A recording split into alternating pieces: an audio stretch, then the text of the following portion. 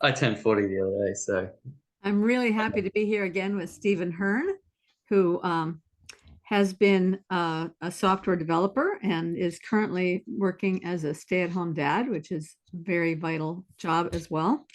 And Stephen and I had a wonderful conversation earlier about software development and patterns and how this all relates to art and coding.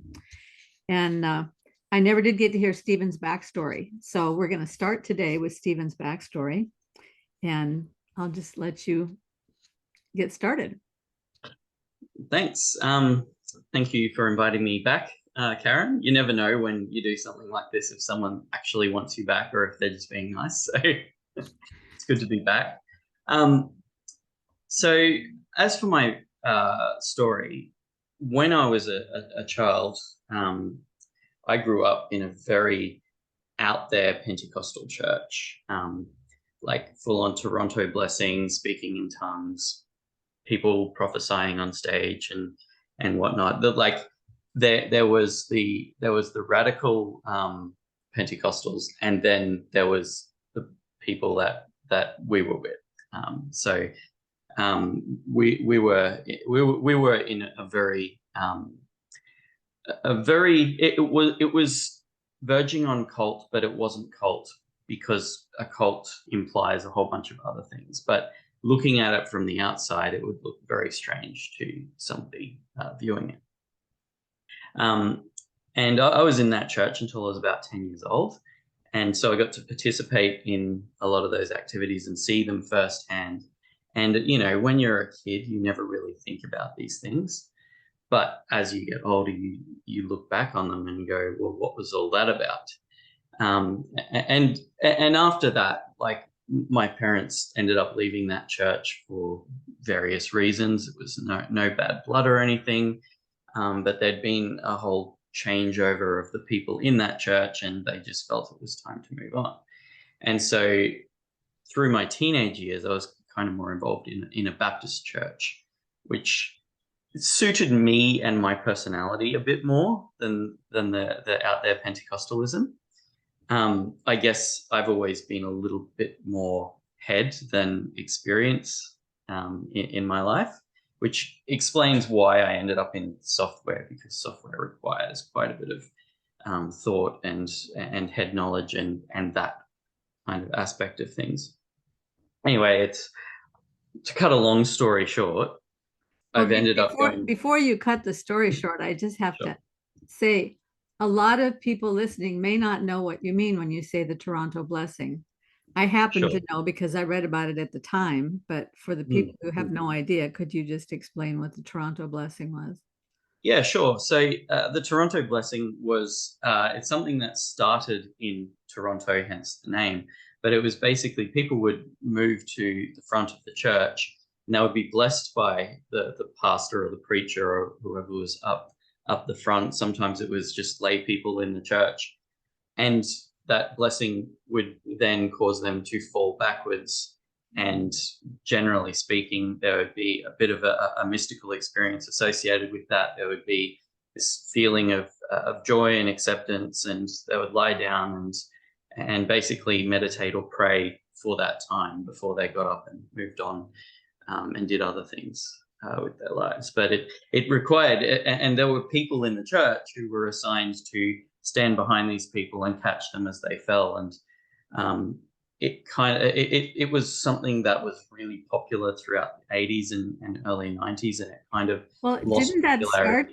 Didn't that start though from some sort of a revival kind of Mm, event that mm. happened in Toronto Yeah, that I believe. I recall they called the Laughing Revival, Mm, because the people who were first touched by this revival were so filled with joy that they yep. couldn't stop smiling Yes. and laughing, and then of course as the revival matured and moved on through other churches, I think it became more of like of what you're discussing there. But Yeah. Well, like I'm remembering this, and there was certainly a lot of times where laughter was involved and a big part of what was going uh-huh. on.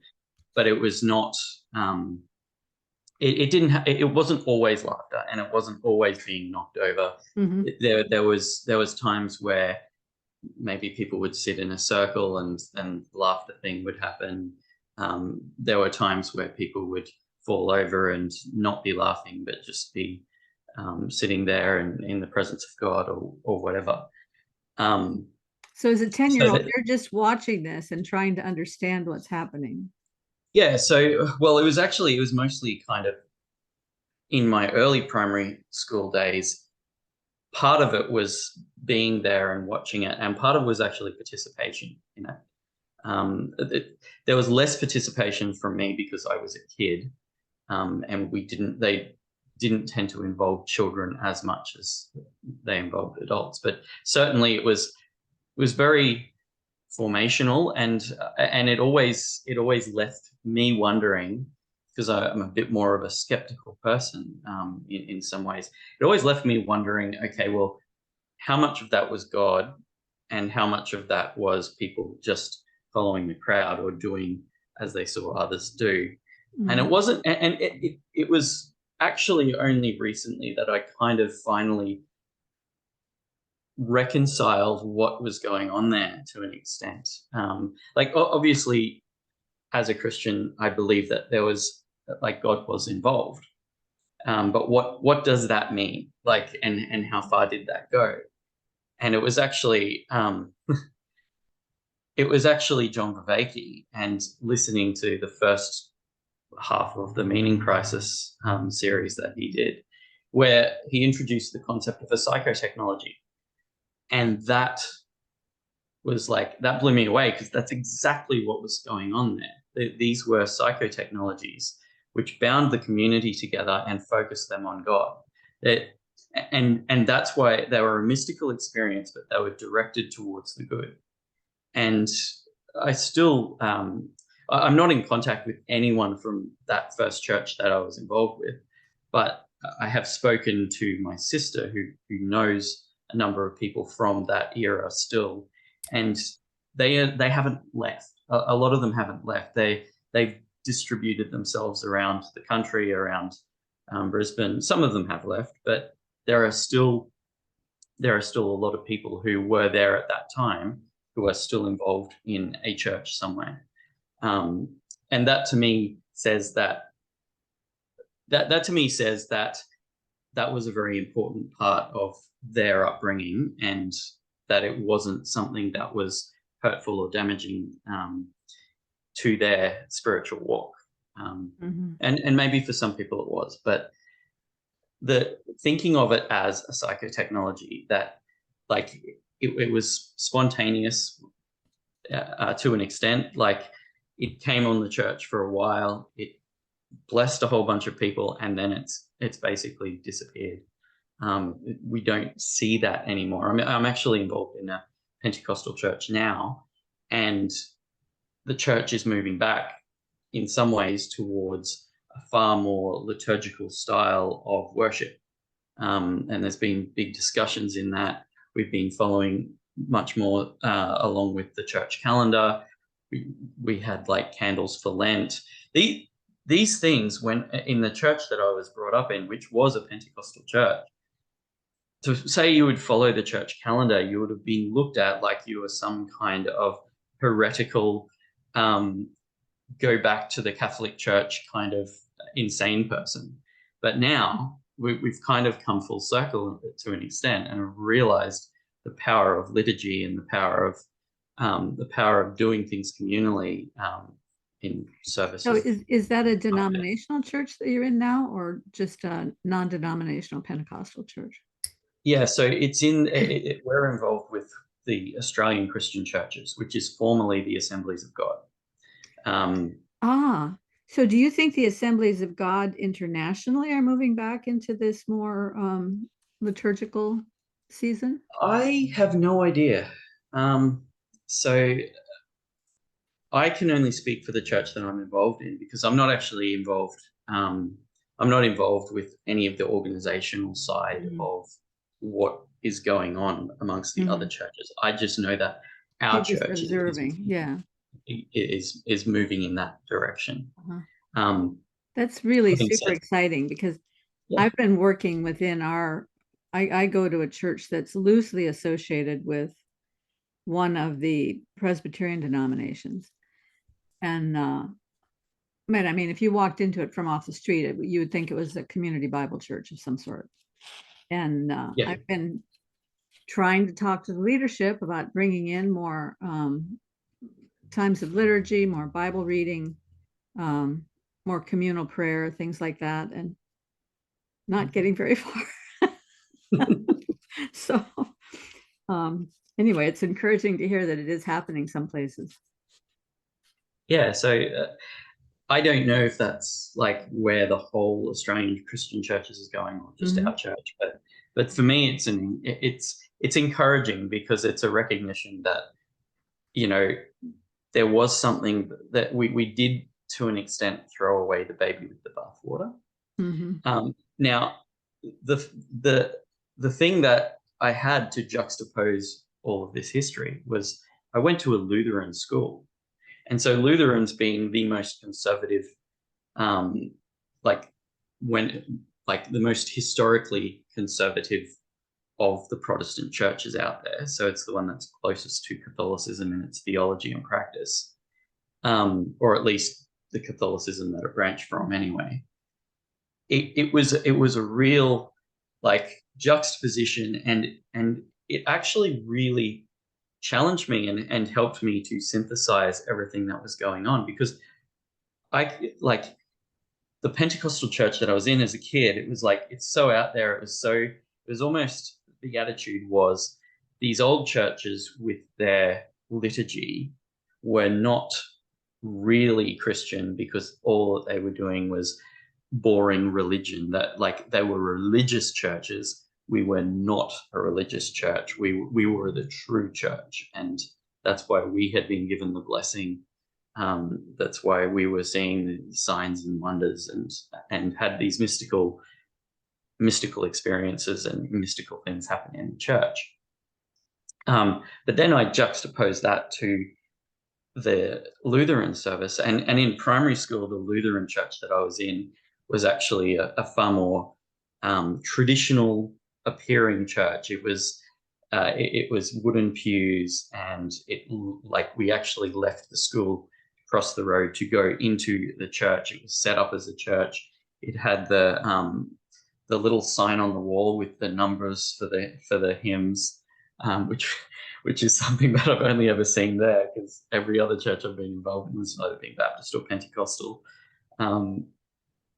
And, you know, the pastor would come out and he would be wearing his robes, and have the symbolic sash telling you what time of the church calendar it was, and all of those things that I didn't even necessarily know what the meanings were, but I saw this happen, and he would give the benediction, and everything would be a far more traditionally oriented service. And I could see at the time, you know, you're a kid, you don't like sitting in the wooden pews, it's boring, but I could see that Christ was there also.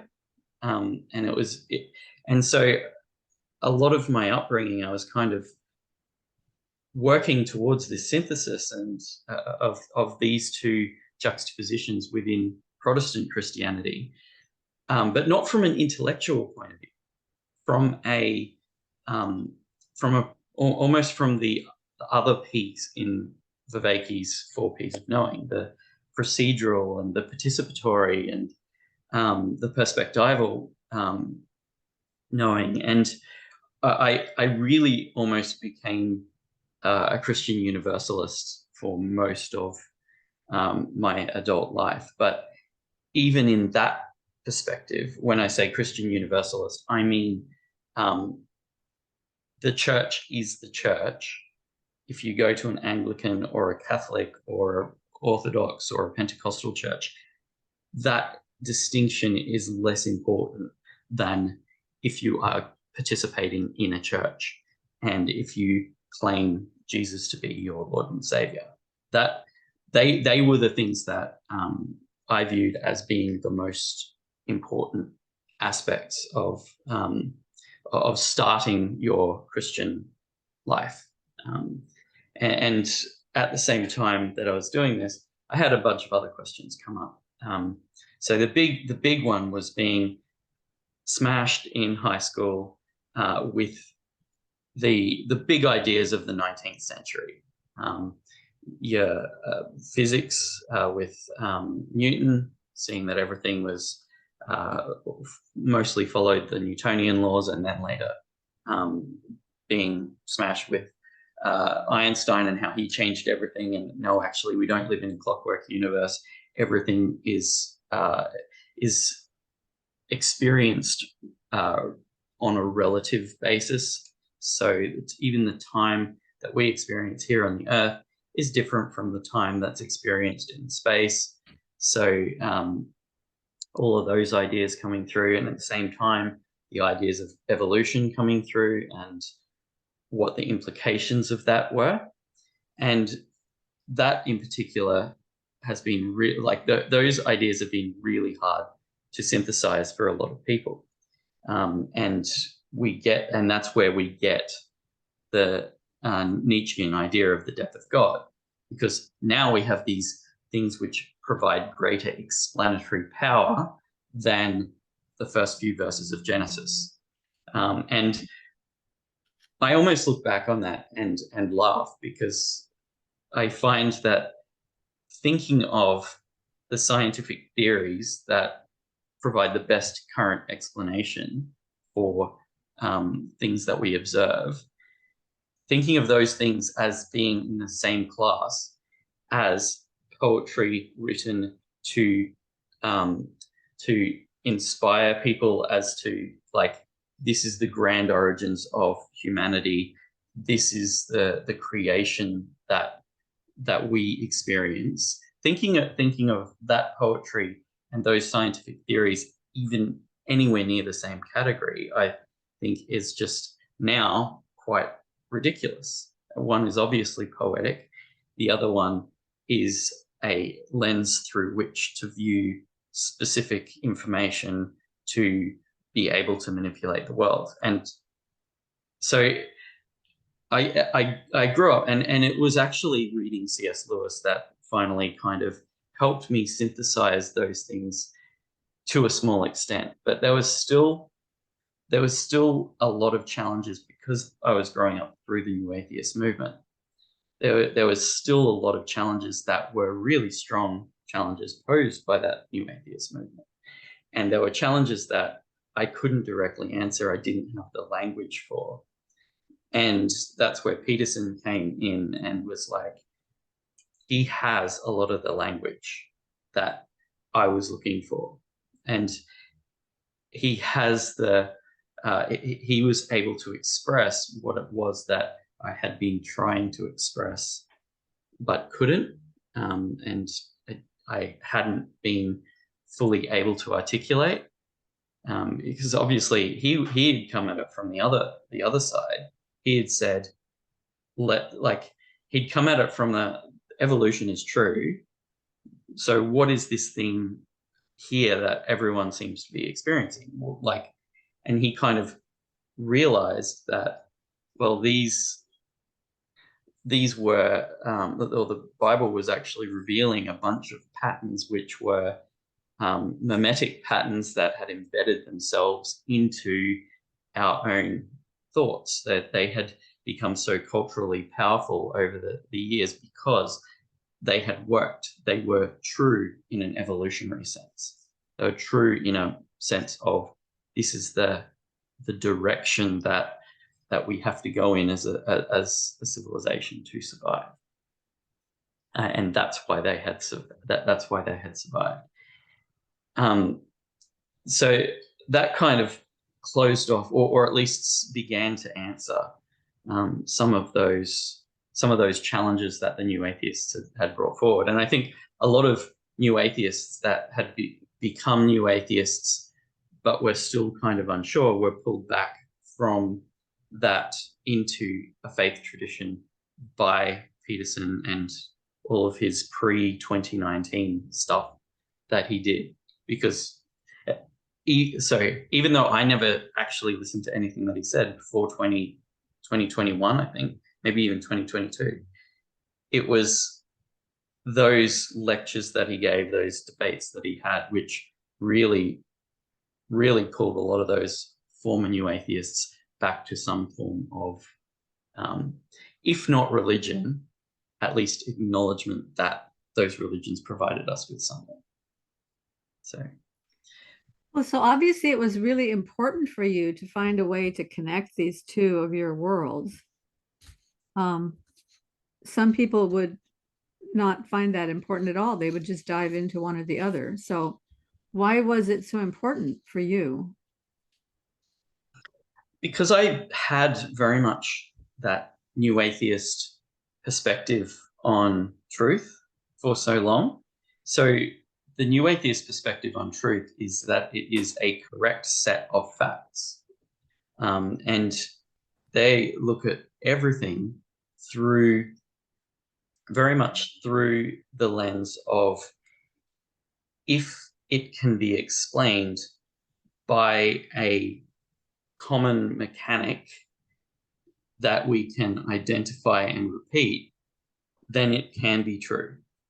But if it can't be explained in that way, then it cannot be true. And you see this in everything in academia, and that's fine, because this is what academia studies. Academia studies the patterns that we can identify, that we can then take and use to do things in the world.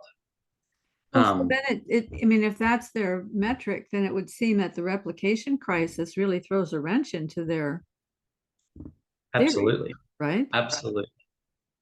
But see, I've always looked at these things more through the hard sciences lens. And this is why I guess I had always found it a great challenge, because I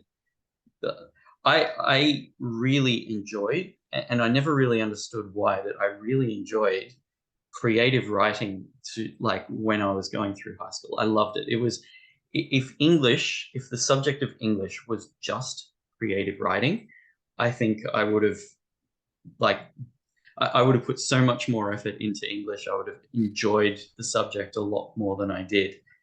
So I really did enjoy that creative expression, and I enjoyed programming for a similar reason. I enjoyed creating the things when I was like in software, and I kind of grew up in the late, like I started getting into programming mostly in the late 90s when I was going through high school.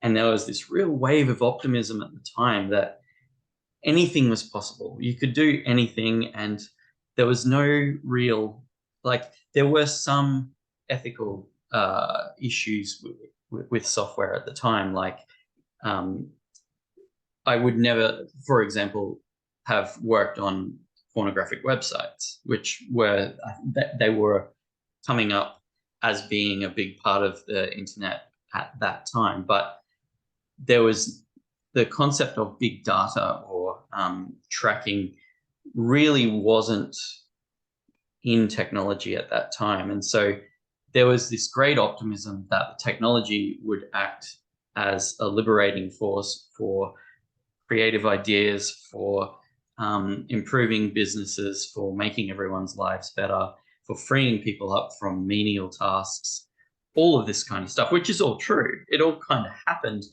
But we now have this much, much darker side to technology that has come up over the last 15 to 20 years, where every bit of data is collected. Big organizations like Google and Facebook and Microsoft are all working on these AIs, which they're stealing everyone's data to create these AIs. They're parasitizing everyone's attention to work on these things. And so I think there's far more techno negativity in the world today than there was 20 years ago, when it was a far more optimistic place. You know, before Facebook, when MySpace was the only social network, and it was mostly a music website. And so that was the environment that I grew up in. And so being on the feeling myself more at home in the technical side as a teenager and as a young adult, and becoming more involved with technical and scientific background people in my close friendship groups, there was an absolute need to reconcile what science says about stuff and what the biblical lens that I would look through would say about things. And one of the attacks that the new atheists made was the attack of, oh, you just believe in the God of the gaps. Your God is something that we will eventually swallow up. It's your God is only an explanation for why things are, because that is the scientific God, right? The scientific God is about explaining the world. It's about explaining the mechanisms behind the world. But what they don't get, what nobody has seemed to put together, is that in the early 20th century there was a mathematician named Gödel, and he figured out using set theory that for every rational system, so we would call the way that scientists have to view the universe is as a rational system. It follows rules, it is logical, it is ordered. That is how they have to view the universe. You can't view it in any other way to do science, because if you think that the rules of the universe are fluid, if you think that there are no real rules to the universe, if it's a place where anything goes, then you can run an experiment one day and get a set of results. You can run the exact same experiment the next day and get a very different set of results. And those differences cannot be explained through environmental changes or something along those lines.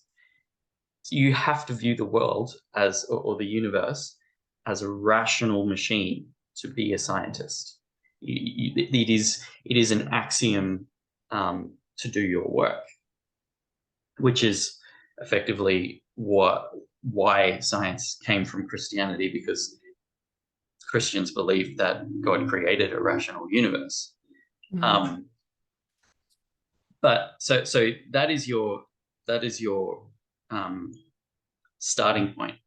What Gödel proved is that in any rational system, in any system based on the logic of mathematics, that system has infinitely more true things or true facts than you can ever prove.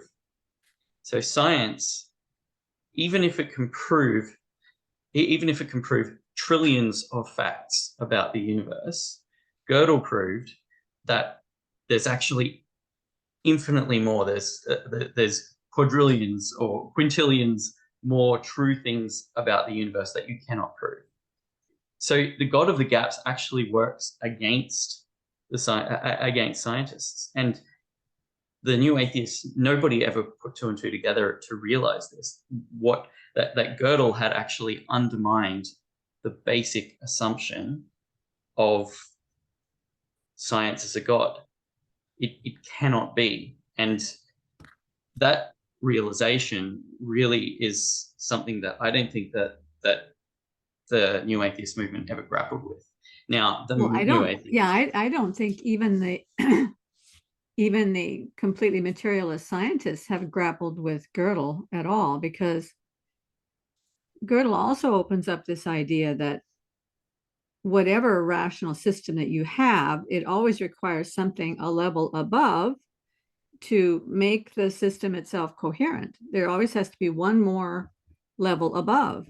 I can't remember exactly how he put it, but I mean, the idea is that you don't have all of the, no matter how complete you think the system is, it cannot be complete within its own set of rules. There has to be something above. Well, I mean, you keep going above, and that happens to be true all the way down. If you start down at the particle level, they're there because they're connecting together in some way that intimates that there is something above that level. And then if you're looking at the cell level, there is something above the cell level that's having some sort of impact on the cells. I mean, even just look at the way our brains and our will and our intention affect our health and affect the way that the health of our organs and things like that based on how we eat. And we're one level above those cells, but we're still affecting the cells. There's always something a level above. And you can't get rid of that. And Godel proved that without question. Plus, I mean, I like the way you put it with the infinitely more facts than can ever be proved, because that just reminds me again of Vervaeke when he talks about what's his word for it? The combinatorial explosion, right? Yep. And that's just true of everything we look at. That goes back to Jonathan Pageau's thing about how it's attention that makes the world. It's what you attend to, what you focus on, that makes the world. Yes, and it really does. And that's where we need, more than we need science, we need art and culture and literature and all of those creative expressions, because they offer a vision, they offer a way forward, that they show us potential. And I feel like a lot of the really great literature that we saw over the last 100 years has all been, don't do what you're about to do, and we have been ignoring it. And so I personally think that, of what I have read anyway, and I have not read anywhere near as much as what I would like to have read. But I live in our modern age and I get distracted very easily, and I don't do all the things that I want to do, which is not a problem unique to me or our modern age. But the books that I think are most explanatory for the dangers moving ahead, well, obviously 1984 and Brave New World, but I think also Dune is a book that was really, really powerful, and it came out in the 60s with Frank Herbert. And there are a few things that he brought up in that book, or in those series of books, which were not prophetic in the sense that they actually predicted the future, but they showed the danger of the path that we could go down. And so he was very much of the belief that humanity would come to a point where we had to confront artificial intelligence, and we had to develop a religious instinct against creating artificial intelligence to think for us, or we would wipe out, or it would wipe us out. And I think that some people have been talking about that through the singularity and whatnot. But where I think Herbert is different from the people openly discussing the singularity and controlling AI, and where we're going with that, is that Herbert understood the power of religion and the power of culture and the need for taboo. And he introduced that concept as through the idea of the Butlerian jihad, which was where there was a massive war between the AI and humanity, and humanity survived. But the cultural ramifications of that war was that the AI and in fact all computing had effectively been demonized. And then in later books, he actually goes and talks about how that taboo had been broken, and that taboo being broken had almost ended humanity again. And it was only through what the protagonists of the story had done that prevented it, which was so people read the first Dune book and think that that's all there is. And it's the first Dune book is basically undermining the hero's journey by basically saying it followed this call and made him into a hero. But at the end of the book, it kind of gets to the point where you realize that actually he's no hero. He is about to lead the galaxy into its bloodiest civil war ever, because he is fundamentally attached to religion to create this persona around himself. And that religious impulse had unleashed something very, very dark in a group that had been suppressed for quite some time. They went around the galaxy killing people. And he did that. He unleashed that as a consequence of all of his hero's journey, basically. So that was what the first book was about. But then it goes and it further deconstructs him as a hero. But the ultimate, like the climax of the series, was actually in the fourth book, God, Emperor of Dune. And in that book, that's where Herbert really talks about power of religion, the power of pressure on populations. And I think he gets a lot wrong,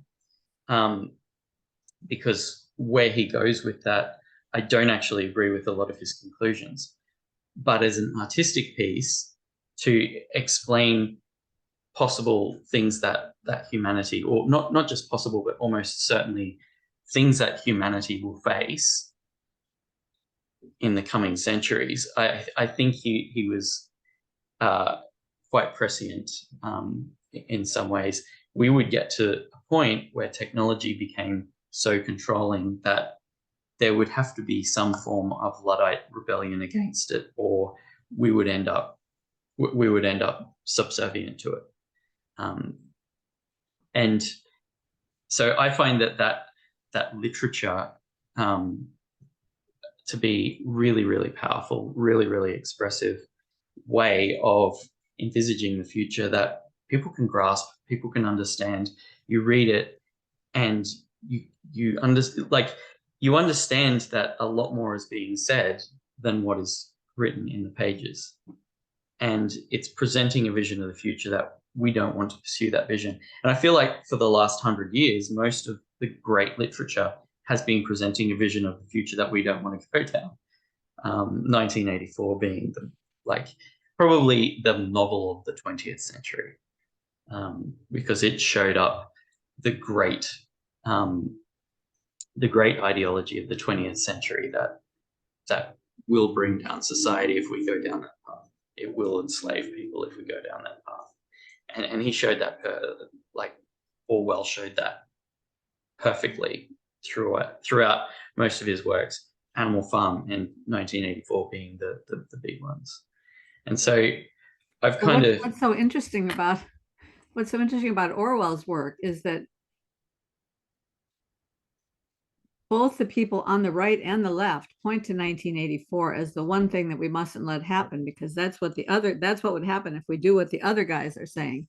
So, so it works equally well for no matter what your political ideology is. Any of them taken to the extreme will end up with 1984.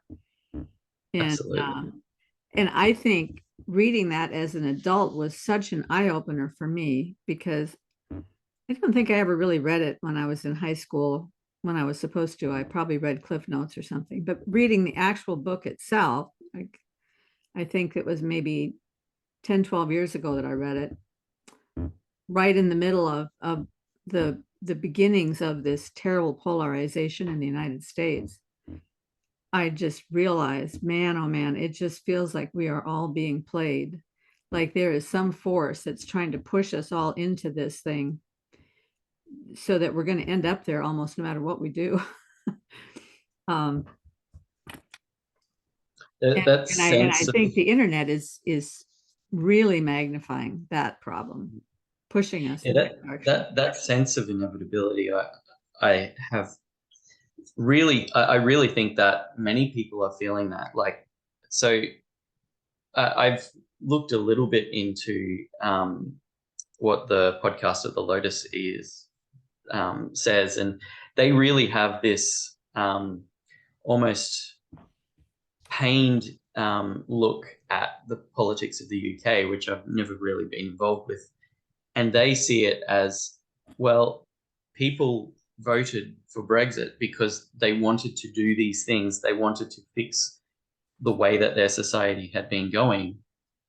But what they got instead was a bait and switch. They got Brexit, but all of the real problems in society that they voted for Brexit so that they could fix, none of those problems have even been touched.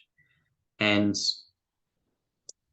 I do feel like there is this sense that society, and it's not just from the right as well, it's from the left, because a lot of people who I've talked to on the left side have said, oh, the right just keeps winning. And they're speaking at it from an economic point of view. They're going, okay, inequality is worse than it's ever been, and it just seems to be getting worse. All of the corporate overlords are the ones who are ruling our destinies, and they have a vision very much of the future looking like Snow Crash, which I don't know if you've read that novel as well, but is that the one about the train? No. That one, I can't remember which one that one is, but Snow Crash was basically, they call it the first cyberpunk novel. And it presents a future that is very much corporations are in charge. They're almost like their own mini countries within like countries that aren't really countries anymore. The barriers between countries have broken down. The spirit of the country is suppressed and the spirit of corporations rules. And there was a TV series on that, I want to say 10 years ago. Can't remember the name of the TV series, but it was very much that. So when you're standing at the window, looking out the window over the city, there's just these gigantic Google signs, or Amazon signs, and like they're the rulers of everything. There's no more government building. It's just corporate overlords. The kids have been laughing about that forever, that we're all going to belong to Amazon in our futures. We're all going to be living in an Amazon house, buying Amazon goods, eating Amazon food. Look, and these visions of the future are quite apocalyptic. And the future is never quite as apocalyptic as you might think, hopefully. But the apocalyptic visions of the 60s and 70s haven't quite borne out just yet. We haven't faced the global starvation that people thought we would face. New technologies have come along that have allowed us to feed billions more people. But it is very easy to see that the majority of our literature has not been painting a positive vision of the future for humanity. Some of it has, and certainly through the 90s, I saw far more of a utopian vision of the future than what we got through the rest of the 20th century and what we've gotten for the last number of years. So Star Trek: The Next Generation, Babylon 5, these kind of science fiction shows that were really, really culturally resonant during the 90s, although Babylon 5 was probably about 5 to 10 years too early for what it was setting out to accomplish, and the vision that it revealed. But these shows were actually fundamentally quite optimistic. And it kind of feels like that as a millennial, like there was this very narrow period of the optimistic future that I kind of grew up through, and then it all turned pessimistic again. But this is like where I was going with all this, and why I brought up Dune in particular, is that I feel like with James Lindsay's current views on Gnosticism and views like he's gone back and reading all this literature from the far left that like he's been reading Hegel and Marx, and he's come to the conclusion that these people are Gnostic wizards. And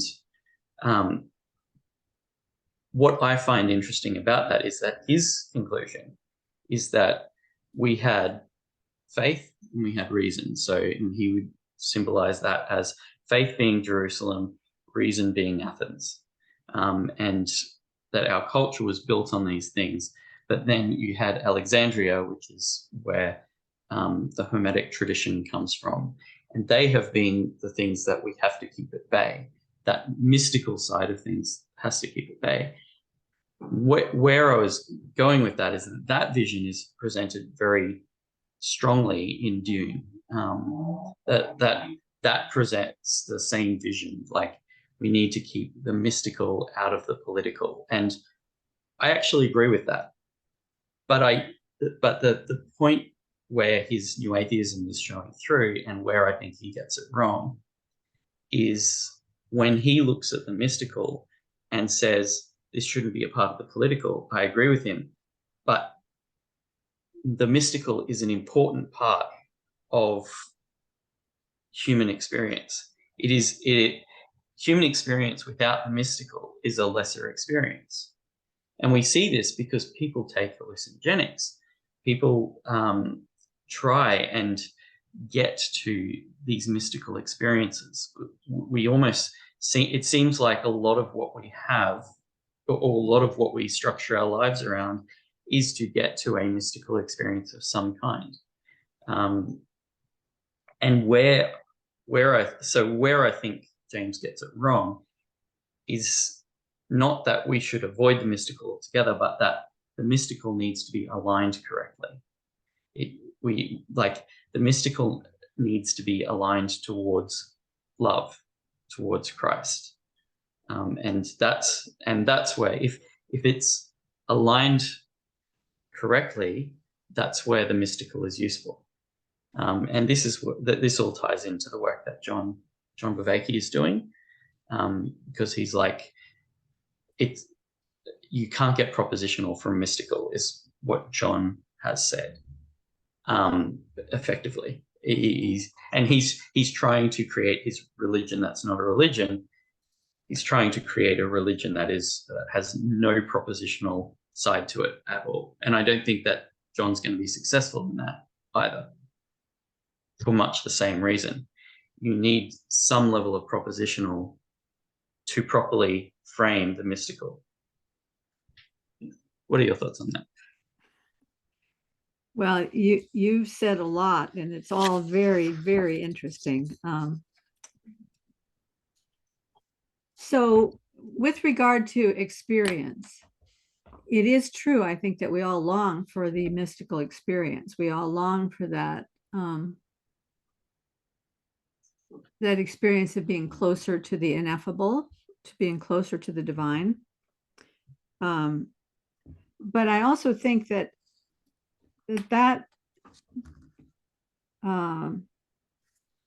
desire for experience can lead us in very wrong directions. And even if your desire for experience is pointed towards the one God and is pointed towards Christ, still, if the experience is what's important to you, then you're putting yourself in the same situation as a person for whom the gift is more important than the giver. And I mean, I used to have these sayings that I would say to myself: it's the giver, not the gift. It's the promiser, not the promise. I want to keep my focus on him, recognizing that he is the one who, he promises us things. He gives us hope. He gives us gifts. But it is him that I love, not the gifts that he gives. It is him that I love, not the promises that he fulfills. Because there comes a time in every life when, like when you're raising a child, when a mother's raising a child, she needs to learn that there's a time when she needs to back off and let the child make mistakes and fall and maybe even hurt themselves, because otherwise they will never learn to walk. And as the child gets older, the mother needs to back off and let the child make decisions and make mistakes. And there are even times when the child says, I don't want anything to do with you. I hate you. Get away from me. And the mother needs to learn that that's okay. And she needs to back off and let that child have that space. And God, as the perfect father, is even more so, that there come times in our lives when he, in a sense, removes himself a little bit from us so that we have to grow and get our sea legs beneath us and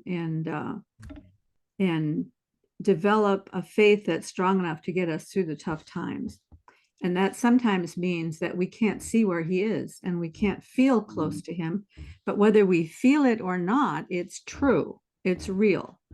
And this is why I think hinging your faith on the experience gets you in a lot of trouble, because then when the experience is missing, must not have been real. Yep. And I absolutely 100% agree with everything that you're saying. And where I mean that it needs to be in alignment, it also needs to be in its proper place. So you're a painter, and do you often slip into a flow state while you're painting? Well, since I started doing this channel, I haven't done much painting. I think I only have so much bandwidth for creativity, and I use it all here. And but yes, when I was painting, there would be times when I would be painting for maybe 3 hours, and I would think only 15 minutes had gone by. I wasn't conscious of time. Yep. Yeah. And that flow state is a mystical experience, and it is a mystical experience that is pointed towards the right thing. That is the correct mystical experience as far as I'm concerned. That is the properly aligned mystical experience. And so this is where people fall into traps, because they will go out and take hallucinogenics to have a mystical experience rather than going and doing something to express their gratitude towards God, and then falling into that flow state or that other mystical experience, or going to church and being a part of that congregation and really experiencing God that way. And that is the correct mystical experience, is one that is experienced in pursuit of God, in pursuit of goodness, the good, the true, and the beautiful. And yeah, I think there's something there to do with preparation too. As you were talking just now, I was reminded that those times of flow came after I had spent many, many long hours learning and preparing and having lots and lots of brush mileage and experience, so that when I got into that flow state, all of these things that I had learned were now coming to the fore and were participating in this experience. And so the act of creativity that's happening there in that space is all reliant on the learning and experience that came before and the perspectives that come out of that. And in a similar way, I have had revelatory experiences in worship, but I don't recall ever having any of those before I had a solid grasp of who God is and his greatness and his glory and the way that he reveals himself through his word. And so that as I was worshiping, I was actually beginning the worship with a contemplation of all of the aspects of God. And then that brings me up into this moment of revelatory worship. And I think it's probably the same for, I have a friend who's a concert pianist, and when she recently played a symphony that required, it's like 2 hours or something worth of music that she had to commit to memory, and she only had about a month to commit the whole thing to memory, and an incredibly complex piece of music. So she was practicing 8-10 hours a day for a month. But when she sat down to play that symphony, she was able to be transported into the symphony as she played because of all the preparation that had come before. So I think there's something there too. What did somebody say about the psychedelic experience? It's like wanting the experience without the, I can't remember the phrase they use, but it's like a cheap trick sort of.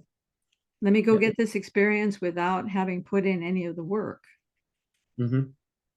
And I think there was a reason that ayahuasca ceremonies were actually ceremonies. They prepared themselves for the experience through a lot of discipline and ritual and whatnot. before they went into that. Whereas in our Western way of like consumerist culture, they're just like, give me that experience. Yeah. And that's where so much of what we get wrong in the Western world, I feel, is we get the right things in the wrong order, or we try and get the right things in the wrong order.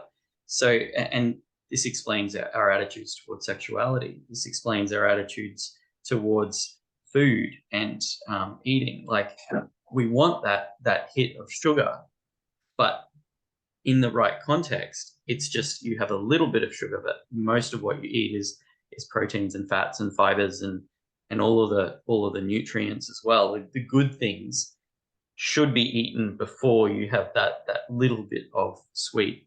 But what we do is we go, no, let's put all the sweet in our cans of soft drink.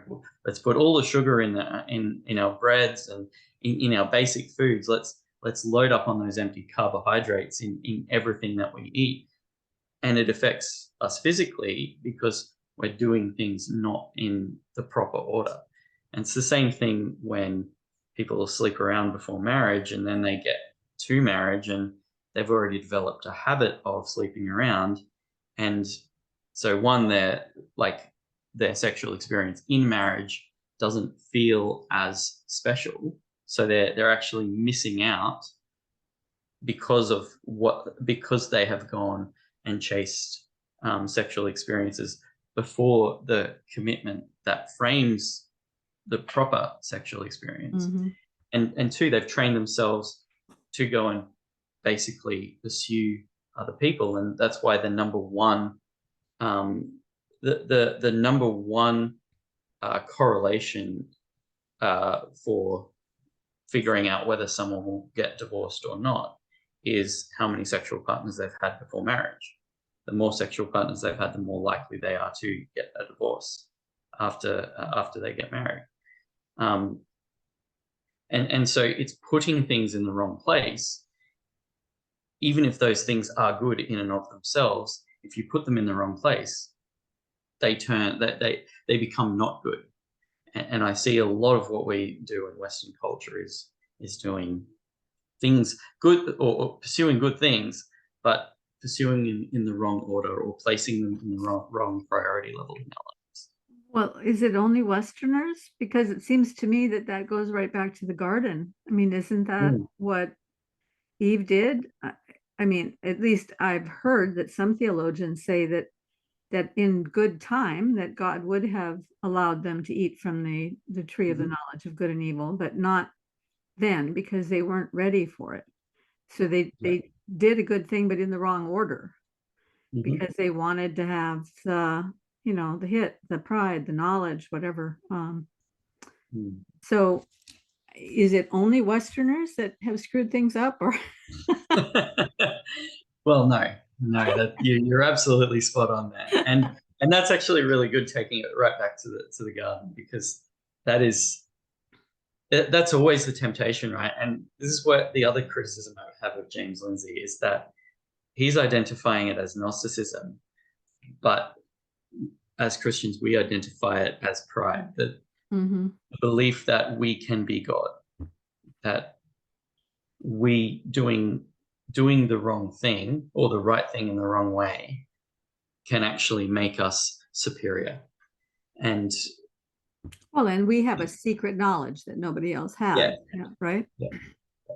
Yeah, but don't we all believe that when we are in our most prideful moments, that is what we believe. We believe that we have the secret knowledge that allows us, that makes us superior.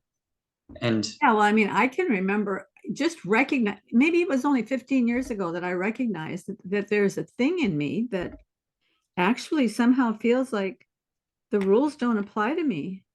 There's certain things that I had been doing because I never really was good at learning. Well, nobody ever taught me delayed gratification when I was a kid.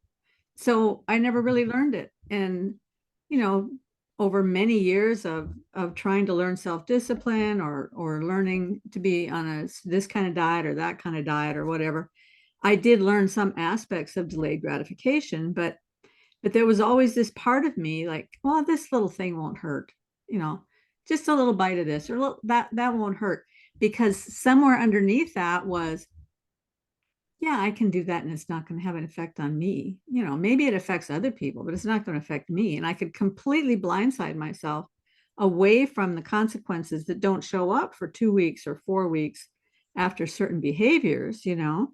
Um, and so I think that that's something that everybody has in them. Maybe I'm the only one. I don't know. No, you're absolutely spot on. So, I remember when I was a teenager and I was going through the Bible, and I came to the Lord's Prayer, and I was reading through the Lord's Prayer, and line by line, I'm like,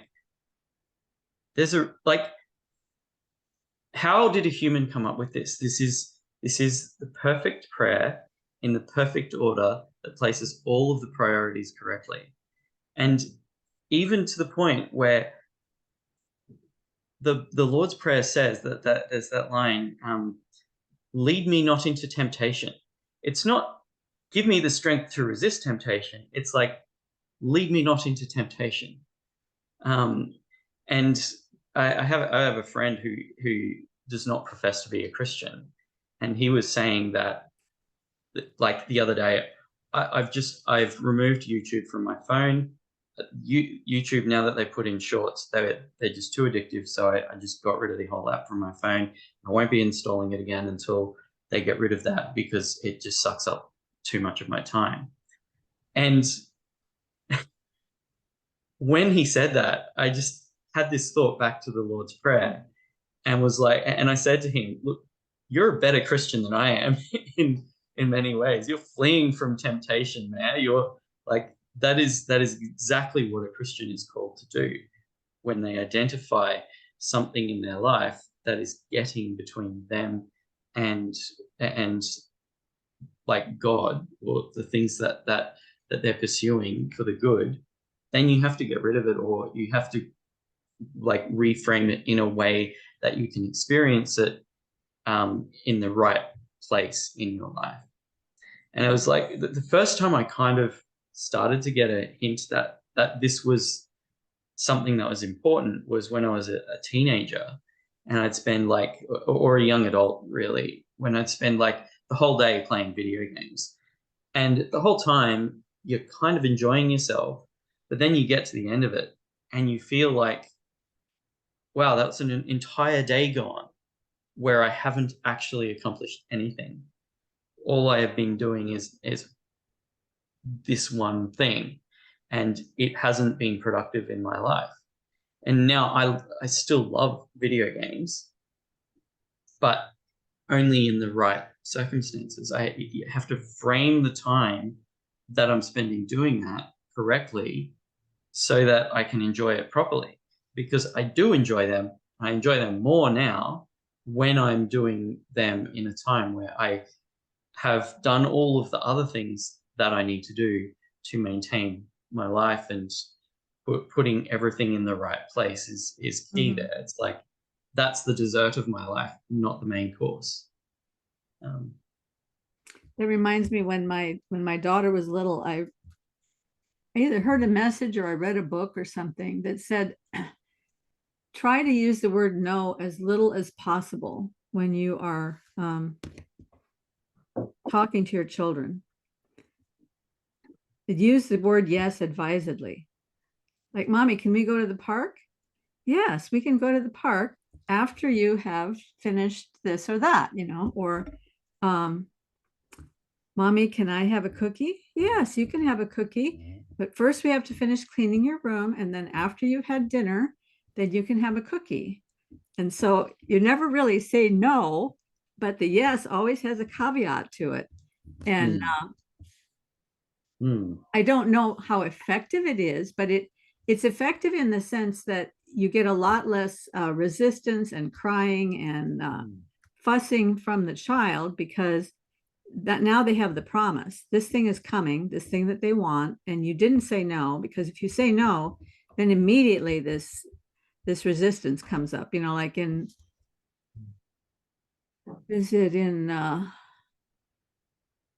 Colossians?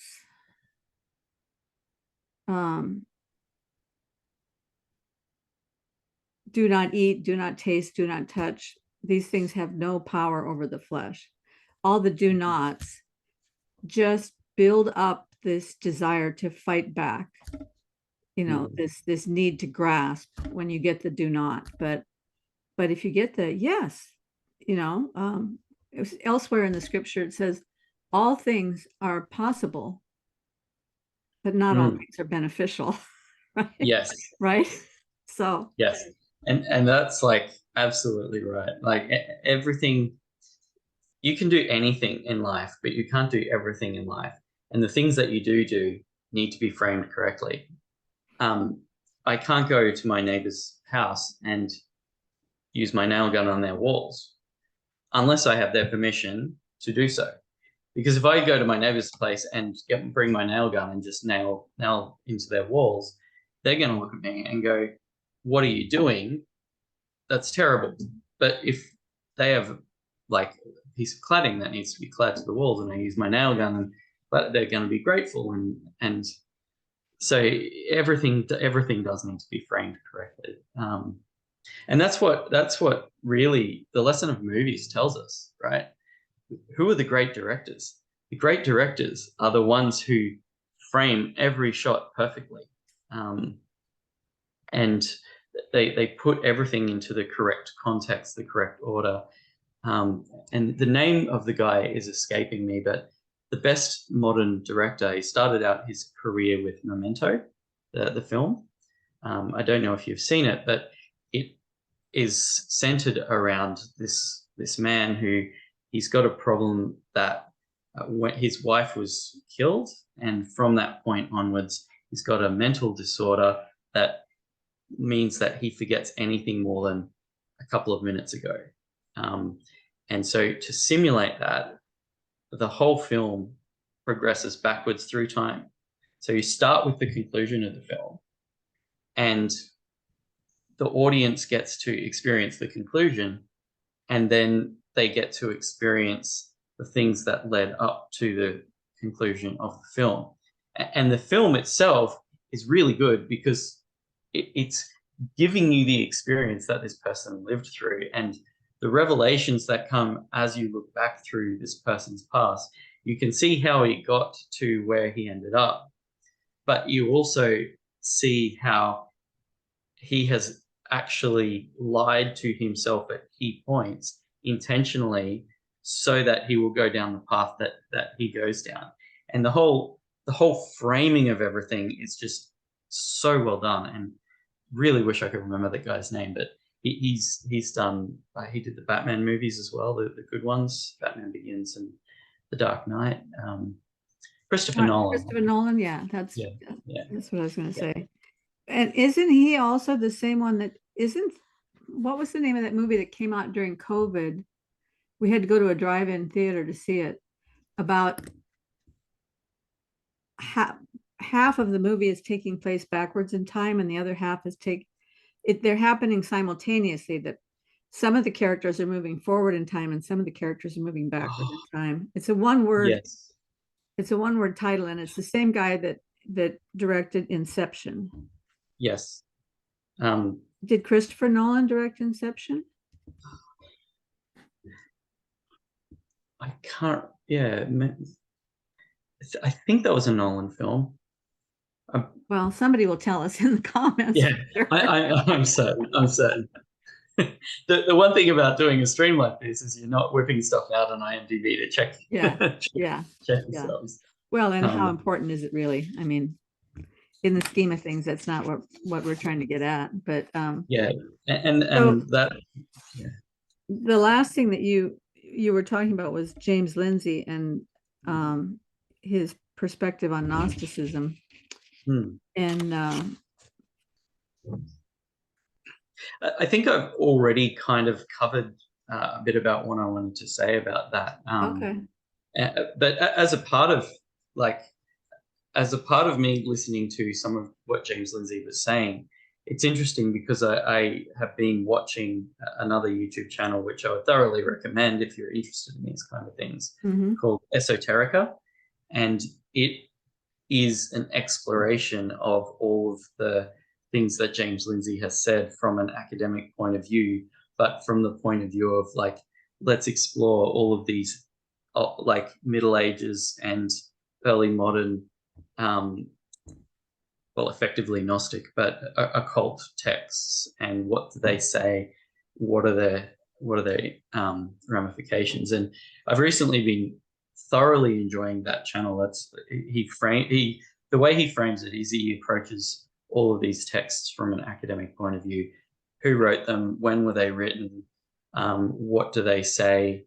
And so, as an example, probably the most important occultic text is called the Lesser Key of Solomon, and it focuses. It actually talks about concepts which Christians are going to find completely heretical, but it's talking about binding demons and angels to your service, and it actually comes from the angle that when Solomon built the temple, he actually bound demons in the walls of the temple as he was building it, and that was how he was able to actually create it, which is thoroughly heretical.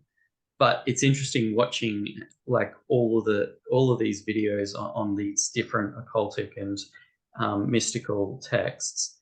All of the heresies, they kind of all align, and James is kind of right in what he is saying, in that there is a common thread that runs through all of these things, and it ends up at the door of the United Nations today. So his analysis is actually quite interesting and quite correct. But I do think that he is wrong in that we should just get rid of the mystical altogether. I think the place for the mystical is in the pursuit of God, not in the pursuit of politics. Because ultimately what we are pursuing, that top of the tree, is our God. And if our God is politics or is ourselves ultimately, because that's really what Gnosticism is. It's putting man in the place of God, which is what pride is. It's like there are all of these concepts that are the same thing expressed differently. Pride, it's putting man as his own God. Gnosticism, it's saying that, well, ultimately man is his own God and he just needs to be freed from the constraints of the physical. So, but it's the same thing, right? Like you're putting man as God. And then, that's what communism said. Like communism said that man will be his own God and man will create man. And so you have all of these texts that are effectively, they're not a new idea, and they go right back to the garden and the serpent. That initial heresy has followed this strand of thinking from a let's rule society point of view for the last 10,000, however many thousands of years. That thinking has ruled that, but at an individual level as well, it can rule us. And the way that I always look at or try and explain why it's so bad is, if you put man at the top of your hierarchy, if everybody puts man at the top of their hierarchy, then inevitably Foucault becomes correct and everything becomes about power. Because if you put man as your God, the question then becomes which man?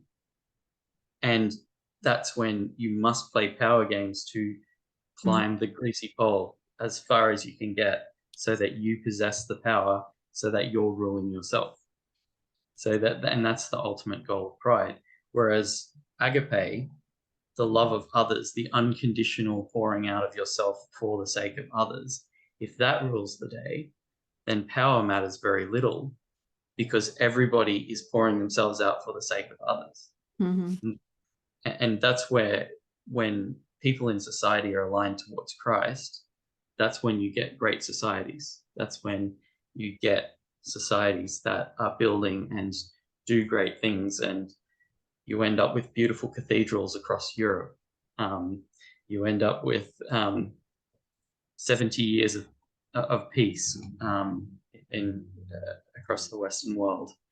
And I do think that we really do need to focus on talking more about putting agape, putting Christ, putting God at the center of our attention, because So ultimately, I think one of the things that bothers me most about James Lindsay's work, I mean, I fully respect all of the scholarship and all of the effort he's put into it, but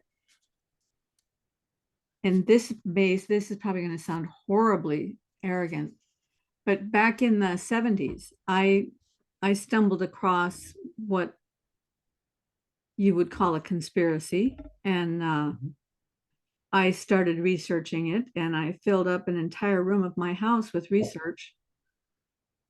It was absolutely stainless, man. I mean, it was perfect. It all fit together. And but then I found Christ, and then it was completely unimportant anymore, because God is so much bigger than any human conspiracy. Even if it's a true conspiracy, God is still bigger. So focusing on God and on love and on being placing myself in his care was so much more important to me than knowing all of these details about all of these terrible things that are happening. And bless his heart, as they would say in the South, he's got himself all worked up about this stuff, and he's out there getting everybody else all worked up about it, thinking that they all need to know the details of every one of these books and every one of these thinkers, when really it's very simple. There are very simple principles at work here. And if you know those very simple principles, as you were saying, that when you try to put man in the center, when you try to make man the center or the state the center, either way, you end up with you necessitate coercion automatically. You have to use coercion to get what you want. And when you put God in the center, and when people are focused on God, then coercion is unnecessary, because people are operating under the rubric of love and not under the rubric of power.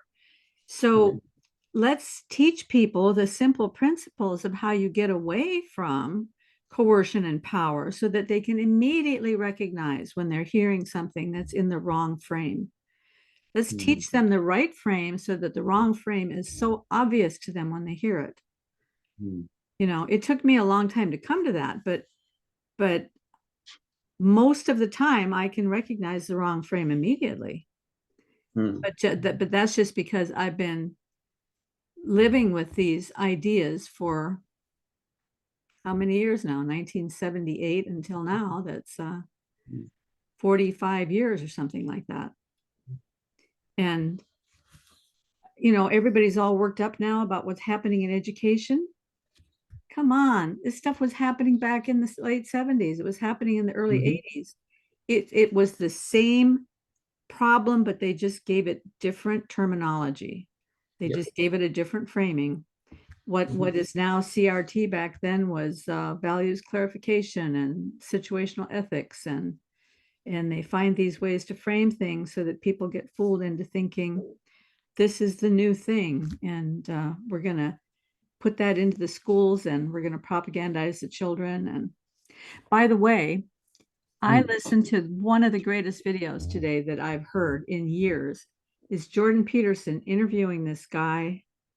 I think his name is Sandifer, who has started a new series, a new system of schooling. Unbelievable. I mean, it was so exciting. His concepts of education and what can come out of it. It was unbelievable. And, every bit of the video was great. I get to minute 30 and I'm thinking, well, I got to send this to somebody, and I'll tell them just watch the first 30 minutes. But then I watch the next 30 minutes, like, wow, this 30 minutes is great too. And all the way to the end, it's just great, great, great. So I highly recommend. And I think the title of it is Acton. He's he developed something called the Acton School of Business, and then he started developing the Acton Academies, which is K through 12 education. Mm. But the video with Jordan Peterson is really, really great.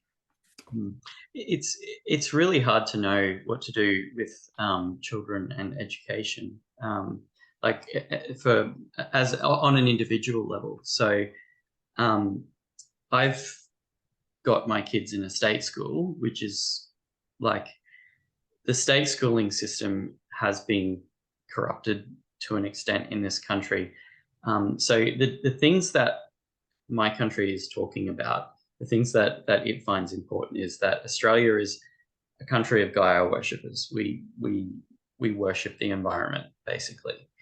And that's reflected in our schools, from a push for environmentalism through all of the different subjects. And I actually have, I've taken photos of a couple of pages from core texts in the teacher's training syllabus, which basically says we aren't going to teach environmentalism or environmental science in schools. What we have to do is we actually have to, like, we can't just teach them about it. We have to push it as a core value in the schools. And it's really hard to know, like, is that something worth pulling my child out of school for? Because what they're doing is that they're actually glorifying the protection of the environment above everything else, and they are instilling that as a core value in my child, or they're trying to. Do I pull my children out of the schools and teach them mathematics without this sustainability lens on the top of it? Or do I allow them to go through that system so that they're exposed to it and are better equipped to deal with the future that is being created by the academics who've trained the teachers for the last 15 years, which is the world that they will end up in anyway. So, and can you at the same time teach them? balance. Can you in the evenings teach them through a different lens too? Yeah, well, because here's kind of what happens. When I was in the legislature back in the late 70s, in the early 80s in Iowa, I was chairing a subcommittee on educational regulations. And one of the regulations that really troubled me a lot was something called the that every teacher, in order to continue their certification for teaching, had to annually take a class in multicultural, non-sexist education, which sounds benign enough considering what they're now having to learn in order to be certified. But multicultural, non-sexist education contained a whole lot of things under that rubric. And in order to explore what that actually meant, I invited in the head of the Department of Education. And he came in and he was explaining to me that values clarification, which is a system of clarifying the children's values, was the core value of the curriculum. And that meant that it's not taught in the mathematics classroom, but mathematics is taught through the lens of values clarification. Physics is taught through the lens of values clarification. Well, so I said, can you give me an example of this? And he said, well, yes, let's take, for example, when a unstoppable force hits an immovable object, like a truck barreling down the freeway at 80 miles an hour hits a brick wall. We would explore, how did the wall feel when it was hit by the truck? Right? Yep. So are you learning physics in that environment, or are you learning a bunch of wishy-washy nothing that's not going to give you any sort of a valuable education for your future? Well, that's the definition of pathological, putting pathos before the logos, right? Like that is literally the definition of that word, like right there.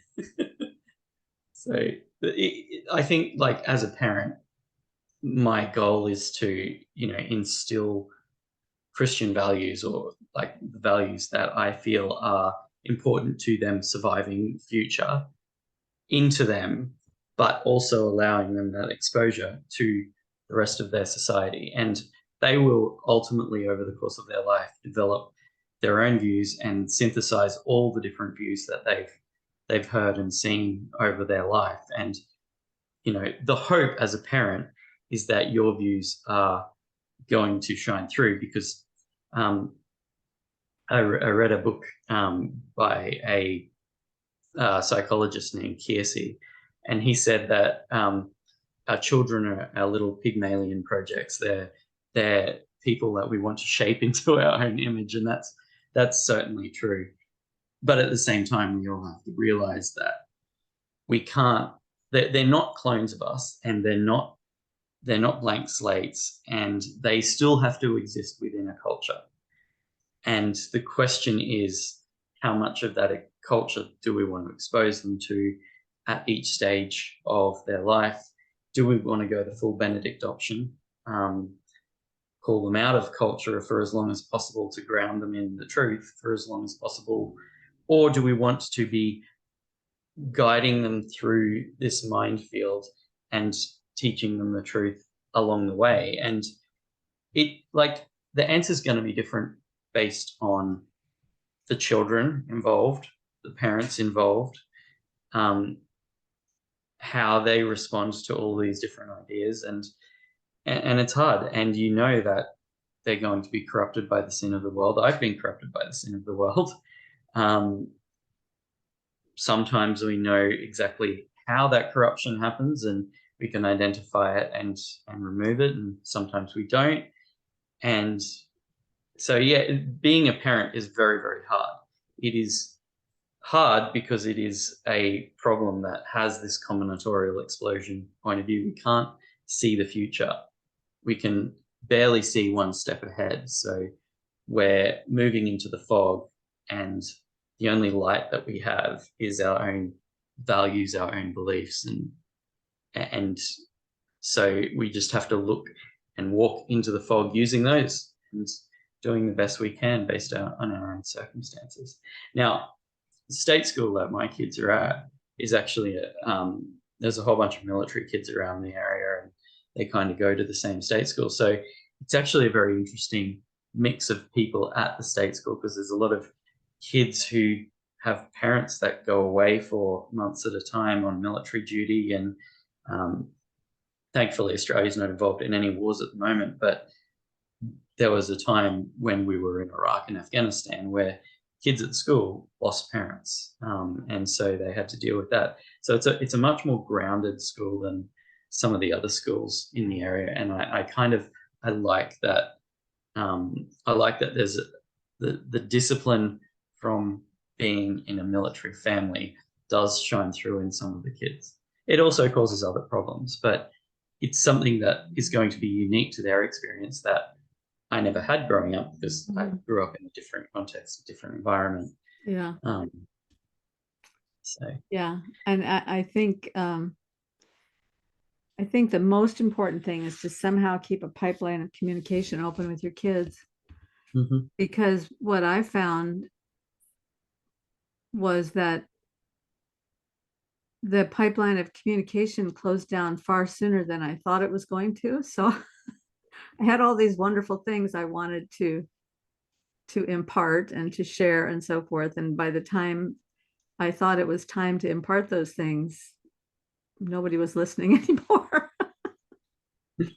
Because I was no longer the authority or the one who was the trusted advisor. I mean, it just comes a time when kids determine that they're going to either look to the peer group or they're going to look to other trusted advisors rather than their parents. So you just try to keep that pipeline open as long as you can. My eldest is 8 years old, and the moment that makes my day more than anything else at the moment is just a very simple moment. It's when all the kids are in their beds, they're preparing to go to sleep, and it's like I say, "Good night, sweetie, I love you," and she just says, "I love you too, Daddy," back to me. And just that one moment is always the highlight of my day when she does that. Because Absolutely. we do clash on a number of things, and I try, like, I'm trying to instill values into her, and sometimes she doesn't want those values instilled into her. Sometimes she gets herself into such a mood that she's not able to listen to anything, and so there's all where we do not have a relationship that is perfectly harmonious all the time. Mm. So those little moments of genuine love that's reciprocated is all that much sweeter because of that. But we kind of need to have these conflicts with our kids, because if we don't have these conflicts with our kids, then that probably means we're not paying that much attention to them, and we're not guiding them down the path that they need to be guided down. When you said that, it reminded me of that. There's this Latin phrase that I heard in a movie a few months ago. I can't remember the Latin phrase right now, but the English translation is sweeter after difficulty. So like when you're climbing up a mountain and it's a hard mountain to climb, but you get up and then there's that view, right? That view is so much more beautiful than it would have been if you had just opened a window and saw that view. But it's so much more beautiful because you had to climb up there to get to that point, you know, or when you have a tough day with your kids, but at the end of the day, they still say, Daddy, I love you. The Daddy, I love you is way sweeter just because of all the difficulty you've had during the day. So yeah. And I think that if there's one thing we could teach our children, it would be sweeter after difficulty. That there's a purpose for the difficult things that we go through, because it does make life sweeter. That piece of candy is way sweeter if you haven't had 10 pieces already, right? Anything that we do that's worthwhile that requires difficulty is way better because of the difficulty, not in spite of the difficulty. But that's a tough one for people to learn, because that means that somehow suffering is built into the universe, but there's a purpose in it. And the best ginger beer I ever tasted was the ginger beer that I drank, and it was not even cold by that time, but I drank it after hiking to the top of a mountain with some friends, and it was just the most wonderfully tasting ginger beer that I've ever had. Now, chemically, it was identical to all the other ginger beers that I ever drink, but it was that whole effort of getting to the top of the mountain and having that as a part of the reward for that effort that just made it that much nicer and that much more enjoyable. So you're absolutely right. When we have to strive for something, it makes it all that much more meaningful, which is why all of the things that we do in society that make things easier for us to experience actually remove a lot of the meaning from our lives. That's why pornography is to be avoided, because it is so easy to attain that it is effectively worthless, and that is why you don't live by eating nothing but lollies, because all you're doing is you're pumping yourself full of the sugar, giving that immediate dopamine hit, but you're not actually nourishing your body. Whereas those, as you say, the lollies taste much nicer if you've eaten your vegetables first. Yeah. Well, this has been a fantastic conversation, Stephen. I hope we can get together again sometime in the future. You had lots of great comments on your last episode, so I hope you get a chance to look at those. And I did, and it was good. I really I actually enjoyed going back over and watching it again, because there were many times when you're talking and you bring out an idea, and I'm like, I really wanted to comment on that one, but you were so much in the flow that by the time you got to the end of your thought process, there was something else to comment on, and it made me think about that. So, and then the other people who commented on it, there were some very interesting comments, and obviously that's why these conversations are so we think we're going to head down one direction, but then we end up going in an entirely different direction just because something comes up that's so worthwhile that we want to pursue it. Like today, we were going to talk about evolution. We never got there, but I do have some good stuff prepared on that. So maybe one time in the future, we can talk about that. Yes, yes. And it was something in one of your previous conversations that kind of brought that up, that I was like, oh, I wanted to comment on that, but I can't remember exactly what it was now. But yeah, let's come back to you. Yeah, let's come back to. I kind of got almost to where I was going with that anyway, because that was the reconciliation of science and faith that took me quite some time to figure out, and I still don't have it perfect, but it's been a part of that, we who wrestle with God aspect. Well, what do we give over to God? What are the axiomatic assumptions that we stick with, and what is the dead wood that we burn off, or the things that we have to reinterpret in a new light? And we can go over much more of that. Well, what I'm going to do is I'm going to put a video in the description section where Michael Levin is talking to Ian McGilchrist, the guy with 2 brain hemispheres, and another thinker by the name of Richard Watson. It is a fascinating conversation, and all 3 of them acknowledge that there's something missing in the evolutionary paradigm. But then Levin brings up his idea of what's missing, which is from a pretty much strictly materialist perspective, but from a very different perspective than most evolutionists. And then McGilchrist comes in and points out, yeah, but there's still something missing there. You're missing something very important. And they're trying to navigate this space, because very difficult space, especially for scientists who are in the public sphere and who have to be concerned about their tenure and everything else, to wrestle with these difficult questions. So it's a terrific video, and it's not very long. It's only about 50 minutes long. So I'm going to put it in the description section for anybody who stuck with us to this point. You can listen to that video, and maybe we'll find something to talk about in there in the future. So you're going to have a very happy evening hearing your little ones say, "I love you, Daddy." And I hope so. Yeah. Look forward to the rest of your day, and it was great spending time with you, Stephen. Thank you so much. Yeah, it's been wonderful chatting. I got a lot of insight. That what you said earlier about parenting the yes rather than the no, but putting conditions on the yes, that is something that I will definitely work on integrating more into my own parenting style, because I do tend to be a bit of a no person. Well, I mean, I wish I had remembered it. I wish I had remembered it more consistently as they grew older, because certain things that you learn when the kids are little, and then when things start getting more contentious as they get older, it's kind of hard to hold on to those little jewels, So, yeah, I highly recommend it.